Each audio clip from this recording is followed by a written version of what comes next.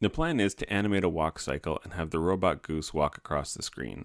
To do that, we need to establish where the ground is, and because the goose's legs are at two different levels for perspective, we need to have two different grounds. So we're going to create a new vector layer, and in that layer, we are going to use the Shapes tool to lay down two squares, each lining up with a different foot to use as our ground reference. Next, on frame 1, we're going to position the legs apart as if the goose just took a full stride step. I don't want my goose's steps to bend the wrong way, so using the Bone Select tool, I'm going to select the shins, and then in the Bone Constraints tab, I'm going to add constraints to keep his legs from hyperextending. As a person with hypermobility issues, I wish I had a Bone Constraints tab on my knees. Now that I have the constraints in place, I'm going to make sure the feet are aligned with our grounds and then move the timeline ahead to the 1 second mark, frame 12, because I like to animate at 12 FPS, and then swap leg position so it looks like he just finished a full stride step with the opposite leg. Then at frame 6, I'm going to lift up the foot of whichever leg is coming forward. After that, I'm going to go to frame 10 and move that foot forward just above where it wants to go normally to get the timing right on the footfall,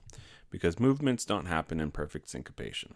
This will make the foot hit the ground 2 frames later.